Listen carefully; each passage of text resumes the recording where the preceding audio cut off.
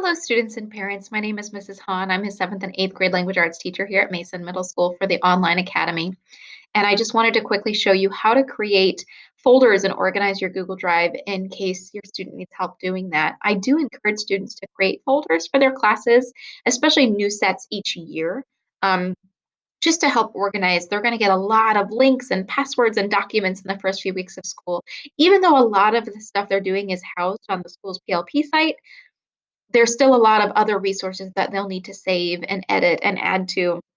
And so this is a great way for them to keep track of all their documents. I know sometimes that often sixth and seventh graders will set up folders in different classes, but it's good to have a new set every year. So maybe a master folder that's like Virtual Academy 2021. And then inside that folder, they could have a language arts, a math, a social studies, etc., and a place to keep their important documents. I also noticed that a lot of my students have a habit of not naming their documents, so they'll have 100 untitled documents, and then it's so hard for them to find those documents at a later time. So there's a lot of ways to get to Google Drive. The easiest way, in my opinion, is to just open a new tab, and up here in the right-hand corner, you'll see this little waffle icon, all these little dots. You can click on them and then click on the triangle that will open up your drive. Now, my drive has just so many folders because I'm a teacher and I keep everything in here. But I do want to show your students how to make folders and keep themselves organized. Theirs will be a lot less messy. So first you'll see on the left-hand side is a menu. And so I have priority, my drive, shared drives, etc. So if you click on my drive, that's your student's drive where they have all the stuff that they've created or saved. Now you can see I have a ton of folders here. Your students probably don't have anything close to that. At the top, it will actually have recent documents. So Jonathan's student schedule, ELA Thursday and Friday presentation, these are the documents I've opened most recently. So if they made a document and they know that they opened it up like in the last couple minutes, it should pop up right there at the top, which is nice. To create folders, at the top left corner, you're going to want to click New. Okay, that's where you create a new folder or a new Google Doc. So they would click Folder, and then they would give it a title. So it's going to pop up here in a second with a box that allows you to name it.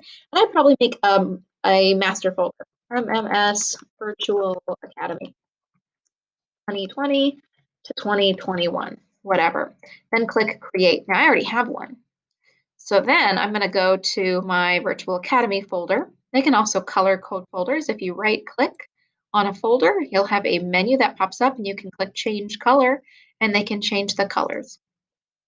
Then once they're in that Academy folder, they could make folders for each class. So they might click new, make a folder, maybe make science, language arts, whatever. So there's two ways to put things in your folders. So first, I have this library scavenger hunt here. Maybe I want to put this in my language arts folder. I can just drag it. Okay, but another easy way is if let's say that I have a Google Slides presentation or a Google Doc open. I want to save it to the folder. I'm not sure where it is. I don't know how to drag it because I'm not sure where it is in my drive. If I'm in a Google Doc or a Google Slides presentation, I can click File and I can click Move. Okay, so notice it's already in a folder here, this one because I've dragged it, but most of the time it'll look like it's already just in your drive. It should say My Drive at the top. If not, always press the back arrow till you see this menu. Click My Drive. Then I'm going to find my Virtual Academy folder, and then I'm going to find my Language Arts folder, and I'm going to click the blue Move button, and then it'll show up in that folder in a couple seconds. Okay, so that's another easy way to organize. If a teacher shares a presentation and it's not mine, it's not going to be in my drive. So I can click File, and there will be an option down here that says Add to Drive, or they can click Make a Copy, and then they can type on their own copy, and it won't mess up the teacher's copy. So they can click Make a Copy, entire presentation. It'll allow them to rename it. So maybe they'll say Student Copy of Mrs. Hahn's Schedule, and then they can click here and pick the folder. So if they go back again to My Drive, they can pick the folder they want to put it in.